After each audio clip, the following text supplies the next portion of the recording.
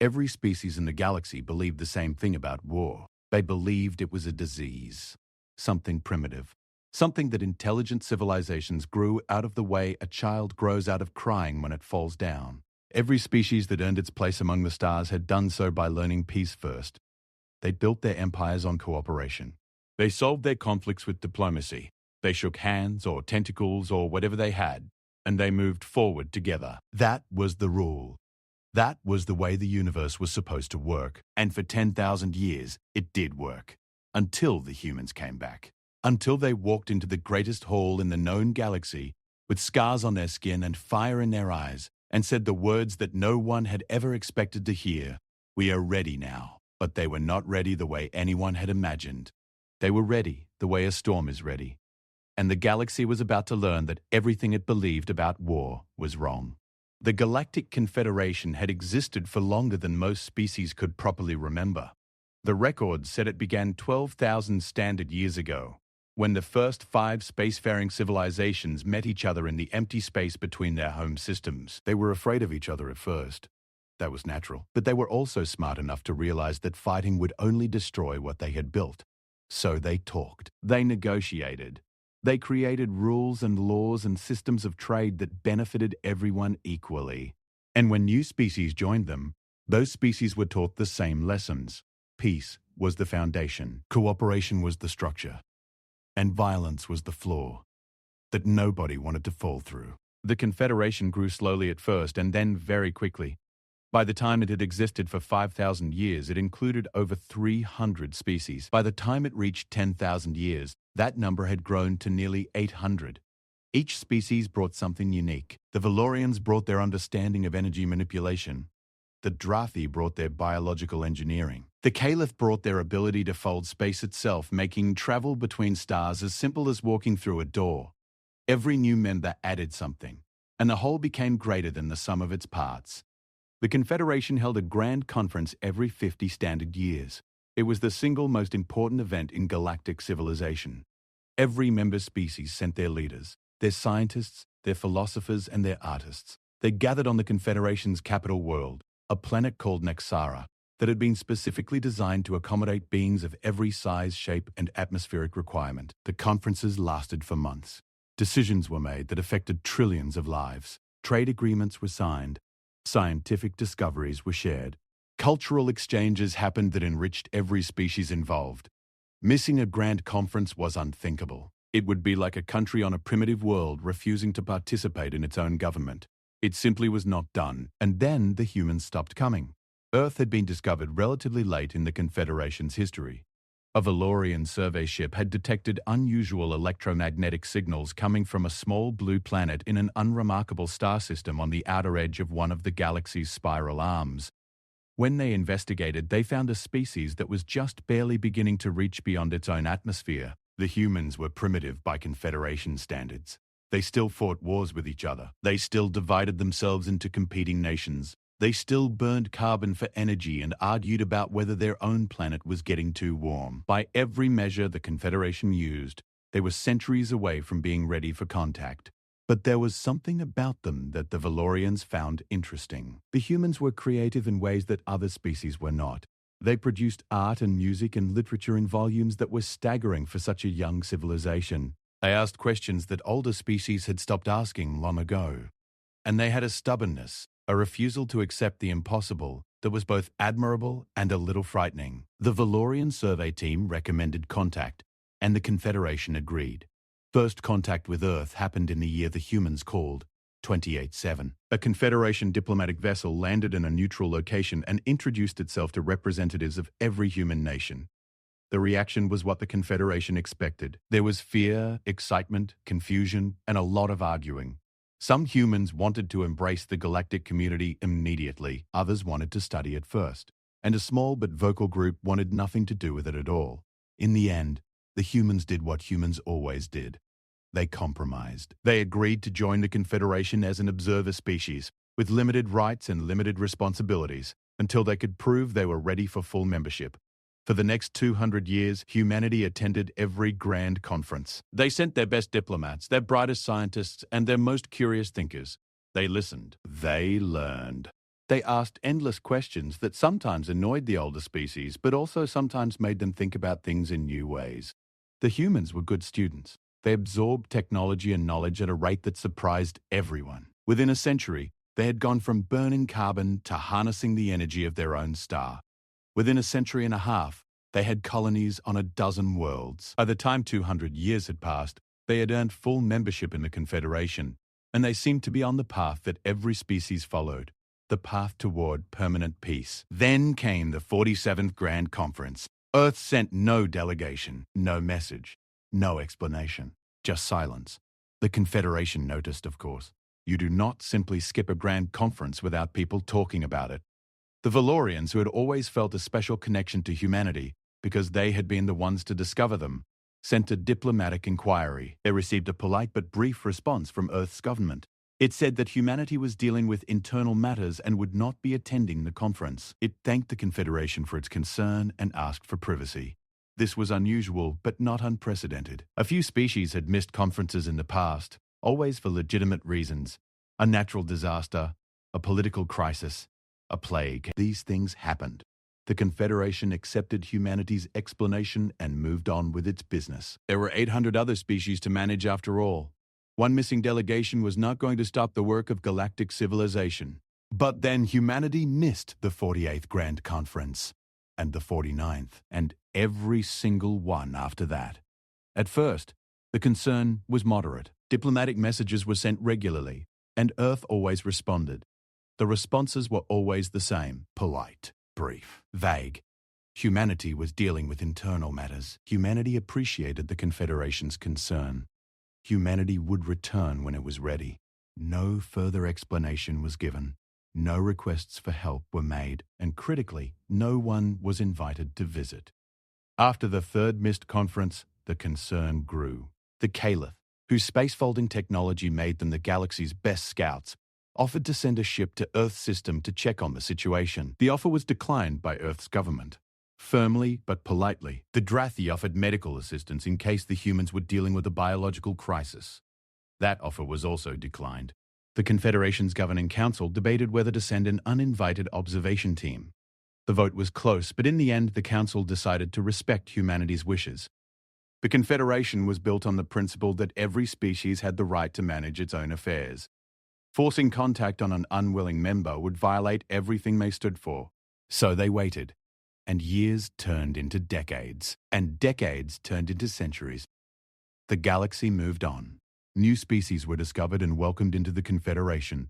Old problems were solved and new ones took their place. Trade routes shifted. Alliances formed and dissolved and formed again. The grand conferences continued every 50 years, and each one was attended by hundreds of species who had important things to discuss and important decisions to make. Earth's absence became a historical footnote, something that scholars studied and diplomats occasionally brought up, but that had no real impact on the daily business of galactic civilization. Some species speculated about what had happened to the humans. The most common theory was that they had destroyed themselves. War, after all, had been in their nature. Perhaps their internal matters had been a civil war, and perhaps that civil war had consumed them. It was sad, but it was the kind of thing that happened to species who never fully let go of their violent instincts.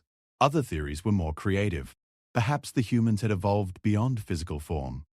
Perhaps they had discovered something that had fundamentally changed their civilization.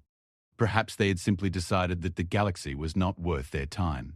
Whatever the truth was, the Confederation did not know it. For 400 years, no Confederation ship entered human space. No Confederation diplomat spoke with a human representative.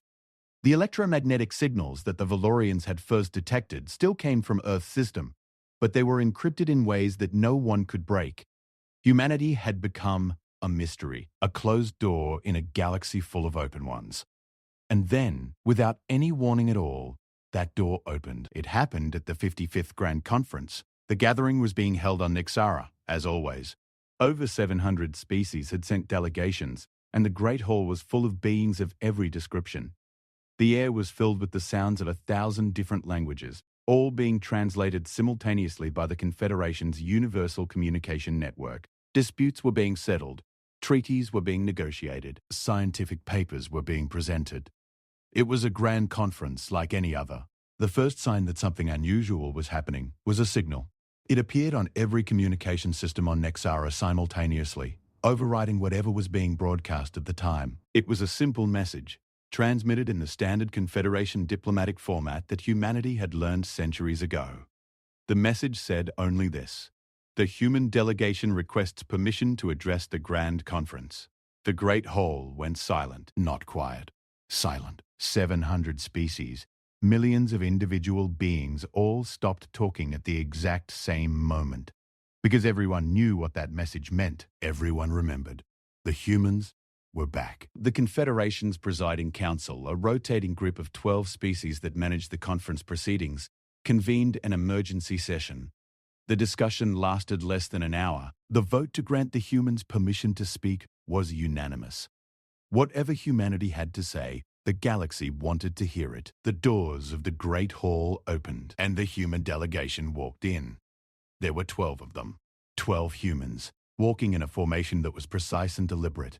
They wore clothing that no one in the hall recognized. It was not the diplomatic finery that other species wore to these events. It was not the casual attire of scientists or the ceremonial dress of cultural representatives. It was something else entirely.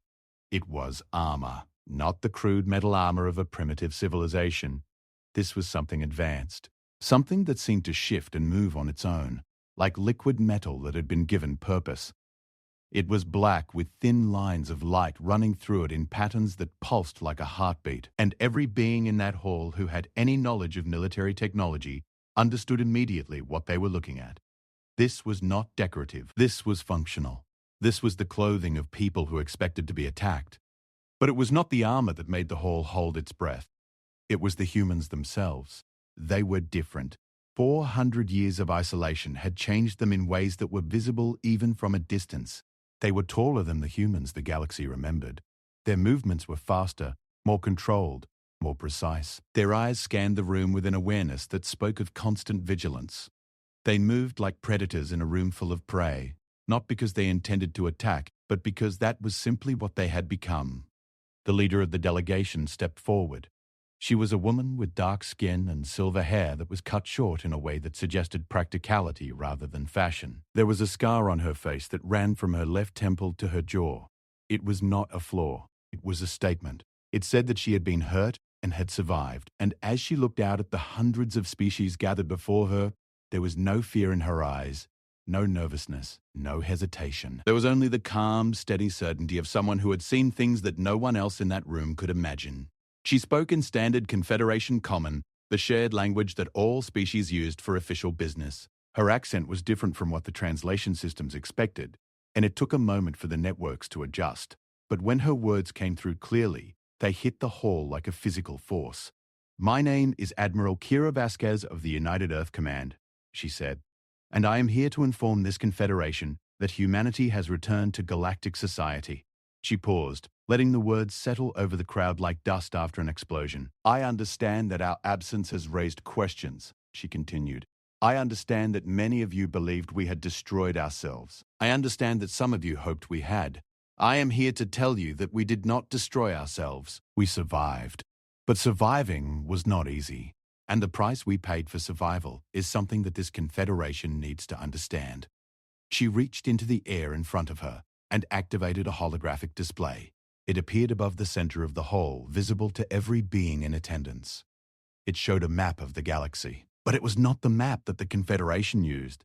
This map had markings on it that no one recognized. Hundreds of markings. Thousands of them. Scattered across the galaxy in patterns that made no sense to anyone except the humans.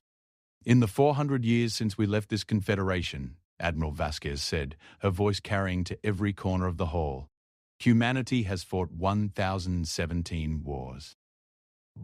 It was the silence of a galaxy that had just been told everything it believed was wrong. And Admiral Vasquez was not finished. The holographic map hung in the air like a wound. Every marking on it pulsed softly with light, each one a different color, each one representing a conflict that the galaxy had never known about. Red marks clustered along the galactic rim. Blue marks dotted the empty spaces between spiral arms. Yellow marks traced paths through regions that the Confederation had classified as uninhabitable. And green marks, dozens of them, sat in territories that the Confederation considered its own, in places that should have been safe, in systems that should have been monitored. The map told a story that no one in the Great Hall wanted to believe. It told the story of a galaxy that was far more dangerous than anyone had ever imagined. Admiral Vasquez let them stare at it. She understood what she was doing. She understood that every species in that hall had built its entire civilization on the belief that the universe was fundamentally peaceful, that violence was an aberration, that any intelligent species would naturally choose cooperation over conflict. She was about to shatter that belief, and she wanted them to have a moment to prepare themselves for it. When humanity first joined the Confederation, she began, her voice measured and controlled. We were told that the galaxy was at peace. We were told that the Confederation had eliminated war. We were told that all intelligent species eventually evolved beyond violence. We believed you. We wanted to believe you, because peace sounded wonderful to a species that had spent its entire history fighting itself. She took a step forward, and the holographic map rotated slowly above the hall. But we also did something that no other species in this confederation ever thought to do. We looked into the dark. Not at the stars you had already mapped. Not at the trade routes you had already established. Not at the safe, well-lit corners of the galaxy where civilization thrived. We looked at the places you had decided to ignore. The spaces between the stars. The dead zones. The regions you had labeled as empty and moved past without a second thought. She pressed a control on her wrist and the map changed. The Confederation's known territories lit up in white, a vast network of connected stars and systems that spanned most of the galaxy. It looked impressive. It looked complete. And then the map pulled back, revealing just how much space existed between those white points. The darkness was enormous. It dwarfed the light. You mapped approximately 31% of the galaxy, Vasquez said. 31%. And you called it the known universe. You built your confederation inside that 31% and you assumed that the remaining 69% was empty, uninhabited, unimportant. She paused again. It is not empty. The first murmurs began to ripple through the hall. They were quiet, uncertain, the sounds of creatures who were beginning to feel the ground shift beneath their feet. During our first century as Confederation members, our long-range sensors detected anomalies in the uncharted regions of the galaxy. Energy signatures that did not match any known natural phenomenon. Gravitational distortions that suggested massive artificial structures. Communication signals in frequencies that the Confederation's networks were not designed to detect. We reported these findings to the Confederation Science Council. Our reports were reviewed, classified as inconclusive, and filed away. There was a sharpness in her voice now, not anger exactly. Something colder than anger. Something that had been refined by centuries of experience into a tool as precise as a blade. We reported again and again. Each time, our findings were dismissed. The Valorians told us that our sensors were calibrated incorrectly. The Caliph told us that spacefold distortions could create false readings. The Drathi told us that biological contamination in our equipment was likely producing phantom signals. Everyone had an explanation. Nobody had the curiosity to actually investigate. She looked directly at the Valorian delegation. They were tall, elegant beings, with skin that shifted colors based on their emotional state. Right now, most of them had gone a pale shade of gray, the color of shame. So we investigated ourselves. In the year you would call Conference Standard 4892, humanity launched the Deep Reach program. We sent unmanned probes into every region of unexplored space that our sensors had flagged. The probes were equipped with the best technology we had, enhanced by what we had learned from the Confederation. They were designed to be invisible, to slip through the darkness without being detected, to watch and record and report back. She pressed another control, and the map lit up with new information. Lines appeared, tracing the paths of thousands of probes as they spread outward from human space into the unknown. The lines went everywhere, into the galactic core, along the spiral arms, out to the very edge of the galaxy itself. And at the end of many of those lines, there were symbols, red symbols, warning symbols. The probes found what we had feared. The galaxy is not peaceful.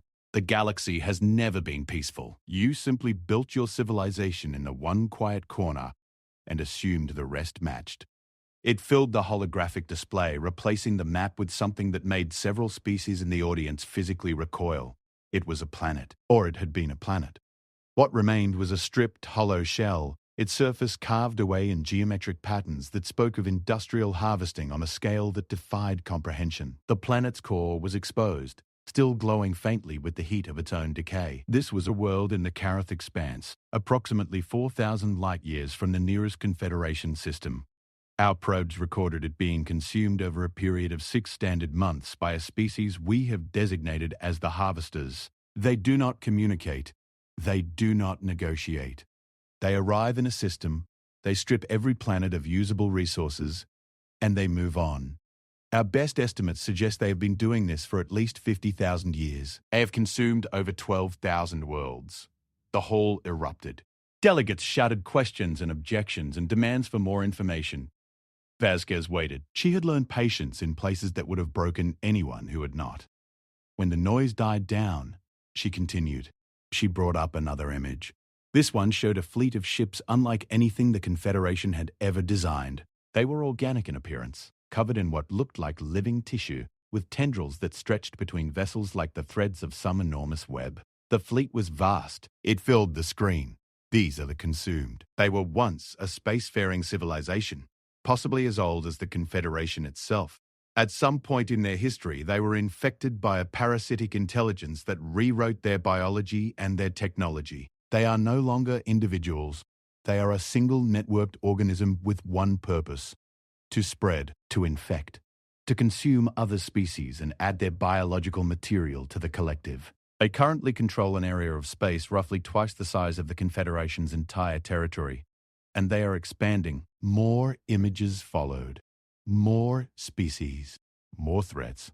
Each one was worse than the last. There were the Silents, beings that existed in dimensions adjacent to normal space and that fed on the neural energy of intelligent creatures, driving entire populations to madness before consuming them. There were the Architects, machine intelligences that had been building a structure of unknown purpose around the galactic core for millions of years and that destroyed any biological life that came near their construction zones. There were the Pale, a species of energy beings that traveled between stars at the speed of light and that could destabilize a sun with their presence, causing it to go nova and destroying everything in its system. Vasquez showed them all, one by one, methodically, thoroughly. She did not exaggerate. She did not dramatize. She simply presented the evidence, and the evidence was horrifying enough on its own. When our probes began reporting back, she said, we understood that we had a choice.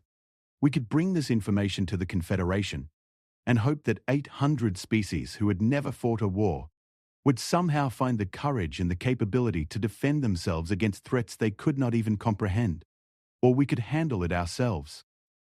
She let that statement sit in the air. We chose to handle it ourselves, not because we believed the Confederation was weak, but because we understood something that no other species in this room has ever had to learn. We understood war.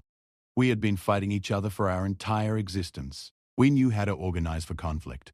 We knew how to build weapons. We knew how to develop strategies and train soldiers and absorb losses and keep fighting even when the situation seemed hopeless. War was not a disease that we had failed to cure. It was a skill that we had spent millennia perfecting.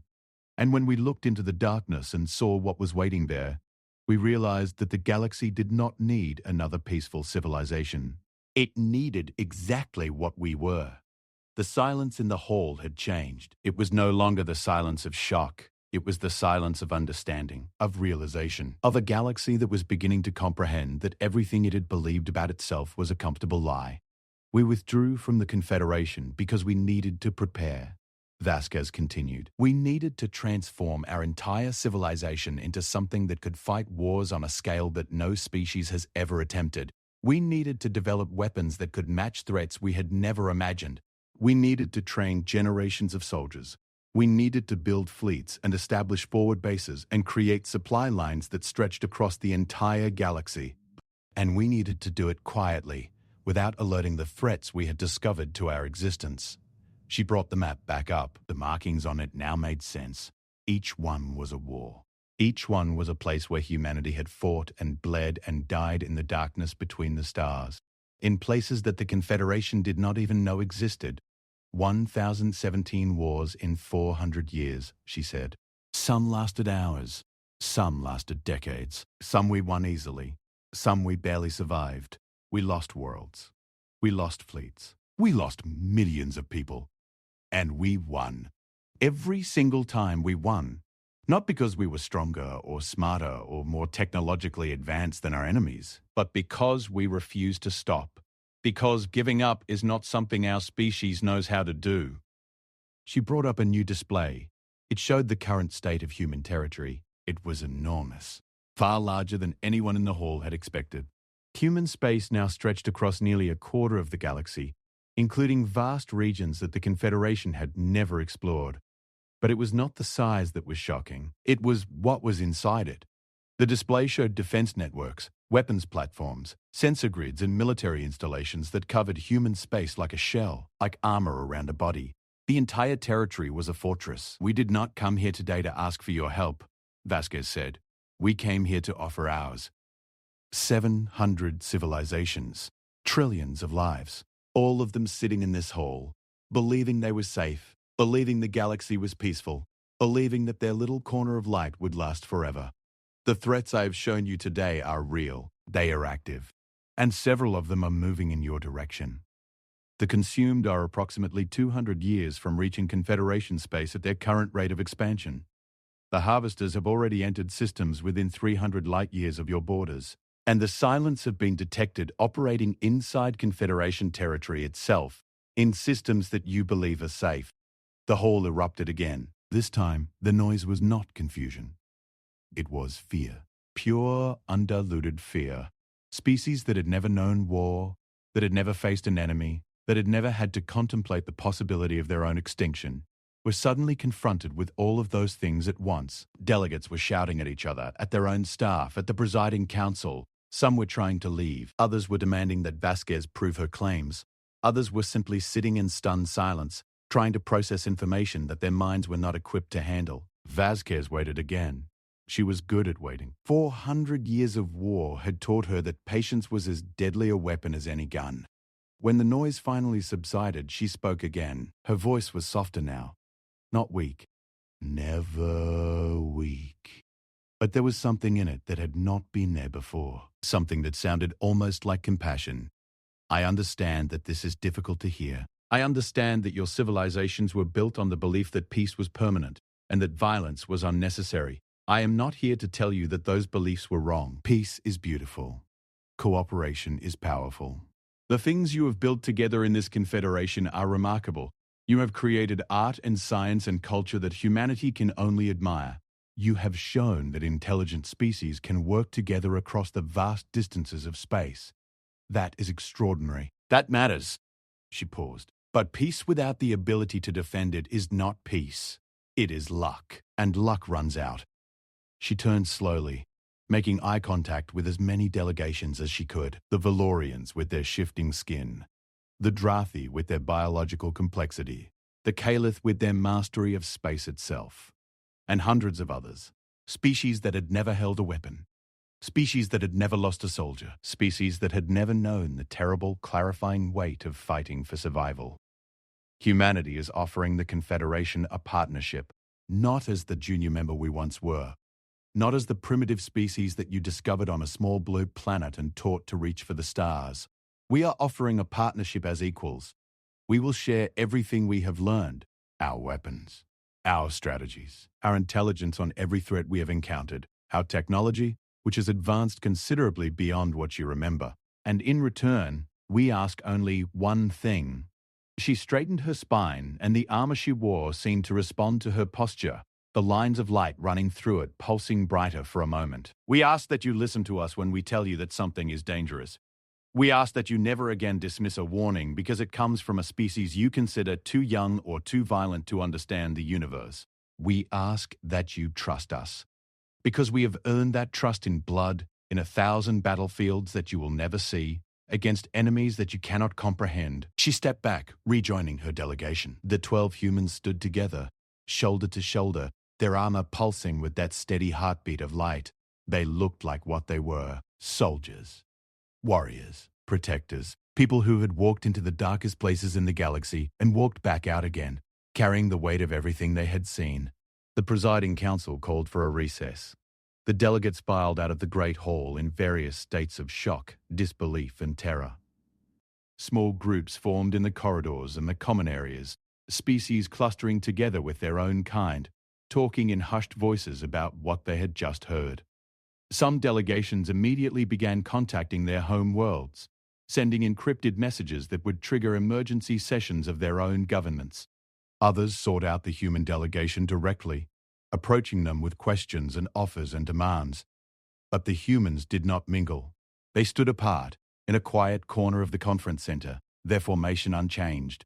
They spoke to each other in low voices, in a dialect of human language that the translation systems could not fully pass. It had evolved during their centuries of isolation, incorporating terms and concepts that had no equivalent in any Confederation language. Words for types of warfare that no other species had names for. Words for forms of courage that no other species had needed to define. Words for losses that no other species had ever experienced. The galaxy had been given a gift. The gift of truth. The gift of protection. The gift of a species that had stared into the abyss and had chosen to fight it, not for glory or for conquest, but because someone had to. Because the darkness was coming whether anyone wanted to believe it or not. And because humanity, for all its faults, for all its violence, for all its stubborn, reckless, beautiful defiance, had decided that the galaxy was worth saving. But whether the galaxy would accept that gift was a question that had not yet been answered. And the answer, when it came, would determine the fate of every living thing in the known universe and beyond it. The conference was not over. The hardest part was still to come. The recess lasted 3 days. It was supposed to last 6 hours. But 6 hours turned into 12, and 12 turned into 24. And by the end of the first day, it was clear that no one was ready to return to the Great Hall. The galaxy needed time to digest what it had been told. And digestion, for some species, was a slow and painful process. During those 3 days, Nexara became something it had never been before. It became a place of fear. The corridors that normally hummed with cheerful diplomatic conversation were quiet now, filled instead with the soft sounds of encrypted communications as delegations talked to their homeworlds. The gardens where species traditionally gathered to share food and stories stood empty. The observation decks where beings watched the stars and marveled at the beauty of the universe were occupied by individuals standing alone, staring into the void with new and terrible understanding.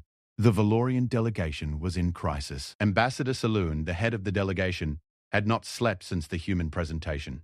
She sat in the Valorian quarters, surrounded by advisors whose skin had not shifted from that pale grey shade of shame. They had been the ones to discover humanity. They had been the ones to recommend contact. And they had been the ones to dismiss the human warnings about anomalies in uncharted space. That dismissal had happened centuries ago, but its consequences were sitting in the conference center right now, wearing armor that pulsed with light. "We ignored them," Saloon said, and her voice cracked. "They came to us with evidence, and we told them their senses were wrong. We told a species that had been looking at the sky with curiosity since before we found them that they did not know how to read what they were seeing." Her chief advisor, a younger Valorian named Thren, shifted uncomfortably. "Ambassador, we followed protocol. The data was inconclusive by our standards. There was no way to know." "There was every way to know," Saloon interrupted. "We chose not to, because knowing would have meant admitting that the galaxy was not safe. And we could not tolerate that thought. So we looked away. And while we looked away, a species barely 3 centuries out of its own atmosphere went to war for us." Similar conversations were happening in every delegation's quarters. The Drathi, masters of biological engineering, were running calculations on the biological threats that Vasquez had described. The Consumed, with its parasitic intelligence and its ability to rewrite biology, was a nightmare scenario for a species that understood genetics better than anyone. The Drathi realized with growing horror that if the Consumed reached Confederation space, their own biological technology could be turned against them. The very tools they used to heal and build could be co-opted to infect and destroy. The Caliph were dealing with their own crisis, their space-folding technology, which allowed instantaneous travel between points in the galaxy, was the backbone of Confederation logistics and trade. But Admiral Vasquez's presentation had revealed that the architects, those ancient machine intelligences building their structure around the galactic core, had demonstrated the ability to disrupt spacefold pathways in their territory. If the architects expanded their disruption field, the Caliph's technology could become unreliable, and without spacefolding, the Confederation would be reduced to slower-than-light travel between systems. Trillions of beings would be stranded. Supply chains would collapse. Worlds that depended on imported food and resources would starve. And then there were the smaller species, the ones who had joined the Confederation precisely because it offered protection. Species that had only a handful of colonies. Species whose entire population could fit on a single world. Species that had no military, no weapons, no concept of defense. For them, the human presentation was not just alarming, it was existential. If the threats Vasquez described were real, and nobody seriously doubted that they were, these species were the most vulnerable. They would be the first to fall. On the second day of the recess, something unexpected happened. A group of 37 smaller species banded together and sent a joint message to the human delegation. The message was simple. It asked for a meeting. Admiral Vasquez agreed. The meeting took place in one of Nexara's smaller conference rooms. Vasquez came alone, without her armor, wearing simple human clothing. It was a deliberate choice. She understood that the armor had served its purpose in the Great Hall, making a statement about who humanity had become. But in this room, with 37 species who were frightened for their survival, she needed to be something different. She needed to be human. The spokesperson for the group was a being from a species called the Malith.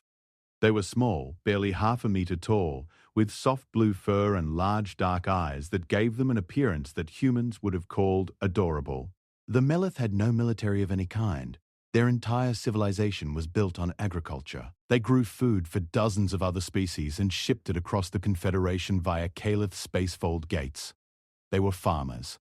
And they were terrified. The Melith spokesperson, whose name was Pytha, stood on a raised platform so that she could see Vasquez face to face. Her fur was standing on end, a sign of extreme stress in her species, but her voice was steady when she spoke. "Admiral Vasquez," she said, "my people have listened to your presentation. We understand the threats you have described. We understand that you have spent 400 years fighting to keep these threats from reaching Confederation space. And we understand that you are offering to continue protecting us." She paused. "What we want to understand is why." Vasquez looked at the small being for a long moment before answering. "Why what specifically?" "Why did you fight for us?" Pytha asked. "You owe us nothing. The Confederation dismissed your warnings. We ignored your concerns. We treated you as children playing at being adults. And instead of turning your backs on us, instead of letting the darkness consume us as punishment for our arrogance, you fought 1,000 wars in our name. Wars we did not ask you to fight. Wars we did not even know were happening. Why?" Vasquez was quiet for a time. The humans who had been watching from the doorway exchanged glances but said nothing. They knew their admiral. They knew she was not gathering her thoughts. She was choosing her words with the same precision she used to plan military operations. "On Earth," Vasquez said finally, "there is an old concept. It does not translate perfectly into Confederation common, but I will try. The concept is that strength carries responsibility, that those who can protect others must protect others. Not because they will be rewarded, not because the people they protect deserve it, but because the ability to help and the refusal to do so is a kind of violence in itself." She looked around the room at the 37 delegations. Beings of every shape and size and biology. Beings that had never held a weapon. Beings that had never known fear. Until 3 days ago, my species has spent its entire existence fighting. We fought each other. We fought our own planet. We fought our own nature. And when we joined the Confederation, we thought that maybe we could finally stop. Maybe we could be like you, peaceful, gentle, civilized in the way that you define civilized. She shook her head slowly. But then we looked into the dark, and we saw what was there, and we understood that the fighting was never going to stop. Not for us. The universe was not going to let us rest. She stepped closer to Pytha, and the small being did not flinch. There was something in Vasquez's eyes that was not threatening, something old and tired and deeply, painfully honest. "We fought for you because that is what we are, fighters, protectors. Stubborn, violent, Impossible creatures who would rather die on our feet than watch someone else be destroyed while we do nothing. We fought for you because the alternative was to become something we could not live with. And we fought for you because every farmer and every artist and every child in this confederation deserves to live in a galaxy where the darkness does not win. Her large, dark eyes glistened. She reached out one small hand and touched Vasquez's arm. It was the Melith gesture of deepest gratitude, a gesture they normally reserve for the soil that fed their crops and the rain that made them grow. Then we accept your partnership, Pytha said, all of us, without conditions. Word of the meeting spread quickly.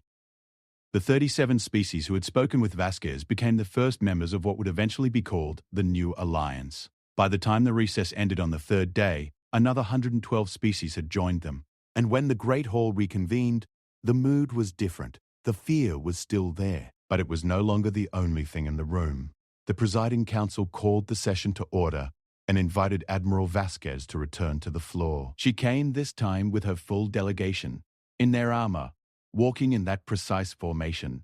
But she also came with Pytha, who walked beside her, barely reaching the human's waist, her blue fur bright and her dark eyes clear. The image of the two of them together, the warrior and the farmer, the predator and the gentle soul, would become the most famous image in galactic history. Artists would paint it, sculptors would carve it, historians would write about it for millennia. It captured something essential about what the galaxy was about to become, something that was both terrifying and beautiful. Vasquez took the floor again. This time, she did not talk about threats. She talked about solutions. The Confederation's greatest strength has always been cooperation, she said. Every species brings something unique. That principle does not change because the galaxy is more dangerous than you believed. It becomes more important. She outlined a plan that humanity had been developing for decades, in anticipation of this moment. It was comprehensive, detailed, and practical. It was the kind of plan that could only be created by a species that had been planning for war since before it could write. The first phase was intelligence. Humanity would share its entire database of threats, including the locations, capabilities, and behavioral patterns of every hostile entity it had encountered. This information would be distributed to every member species so that everyone understood what they were facing. Knowledge was the foundation of defense.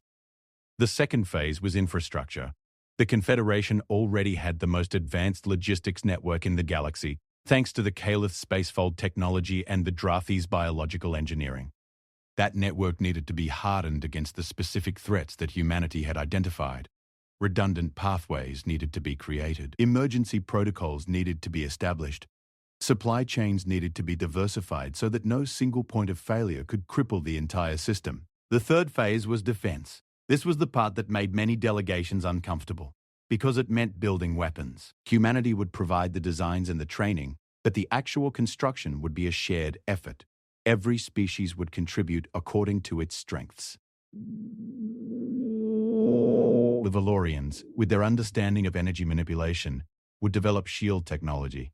The Drathi would create biological defense systems that could counter the consume's parasitic intelligence. The Calith would design spacefold escape routes that could evacuate entire populations in minutes. And the smaller species, the farmers and the artists and the healers, would do what they had always done. They would keep the Confederation fed and inspired and healthy, because an army that has nothing to fight for is not an army at all. The fourth phase was the one that mattered most to Vasquez. It was the phase she had fought 1,000 wars to make possible. It was the phase called Reach. The Confederation has spent 12,000 years building civilization in 31% of the galaxy, she said. It is time to bring that civilization to the rest, not through conquest, not through force, but by pushing back the darkness, system by system, region by region, until there is nowhere left for it to hide. This will not happen in our lifetimes. It may not happen in 1,000 lifetimes, but it will happen. Because that is what civilizations do. They grow. They reach. They refuse to accept that the darkness is permanent. The vote was held that same day. 714 species voted in favor of the new alliance. 43 abstained. Not a single species voted against. The celebrations that night were unlike anything Nexara had ever seen. Species that had been afraid 3 days ago were now toasting each other with whatever substances their biology allowed them to consume. Music filled the corridors, a chaotic, beautiful mixture of sounds from hundreds of different cultures. Beings who had never spoken to each other before found themselves sharing stories and making plans and discovering that the prospect of working together against a common threat was, in its own strange way, exhilarating. Admiral Vasquez did not celebrate. She stood on one of Nexara's observation decks, looking out at the stars. Pytha stood beside her, the small Melith having refused to leave the Admiral's side since their meeting. "You are not happy," Pitha observed. "I am relieved," Vasquez said. "That is not the same thing." "What is the difference?" Vasquez was quiet for a moment. Out there, beyond the comfortable glow of Nexara's lights, the galaxy stretched in every direction. Beautiful, vast, full of wonders that no species had yet discovered, and full of horrors that humanity had been fighting alone for 4 centuries. "Happiness is what you feel when the work is done," Vasquez said. "Relief is what you feel when the work is finally shared." Pytha considered this. Then she reached up and took the Admiral's hand. Vasquez looked down at the small being, and for the first time since she had arrived at the conference, something shifted in her expression. The weight that she carried, the weight of 1,000 wars, the weight of decisions that had cost millions of lives, the weight of 400 years of isolation and sacrifice, did not disappear, but it redistributed, it spread. It was picked up in tiny pieces by every species that had voted yes that day. Far across the galaxy, in the darkness between the stars, things moved. The consumed spread their tendrils through another dead system. The harvesters stripped another world. The silence whispered in the minds of creatures that had no name for what was happening to them. The architects continued their construction around the galactic core, indifferent to the biological life that scurried through the galaxy like insects. The darkness was vast. The darkness was ancient. The darkness was patient. But for the first time in the history of the known universe, the light was organized, the light was united, and the light had humanity standing at its edge, armored and scarred and unbroken, ready to do what it had always done, ready to fight. Vasquez squeezed Pytha's small hand gently and looked back out at the stars. "We should get some rest," she said. "Tomorrow we start building." Pytha nodded. "Tomorrow," she agreed. They stood together for a while longer, the warrior and the farmer, watching the stars turn slowly in the endless dark. Behind them, the sounds of celebration continued, the sound of a galaxy that was learning, for the very first time, that peace was not something you found. It was something you built, something you defended, something you earned day by day, war by war, sacrifice by sacrifice. And the humans who had always known this, who had carried this knowledge like a scar across their history, were finally not carrying it alone. The galaxy had spent 12,000 years afraid of war. Now it was going to learn what humanity had always known, that the only thing worth being afraid of was not having something worth fighting for. And the galaxy, with all its beauty and all its wonder and all its fragile, precious life, was worth every war that had ever been fought and every war that was still to come. The stars burned on. The darkness waited. They saw it as something to protect. And in the spaces between the stars, where the shadows were deepest and the silence was oldest, the darkness felt something it had never felt before. Something small and distant but growing. Something warm and stubborn and impossibly, defiantly alive. It felt the light pushing back,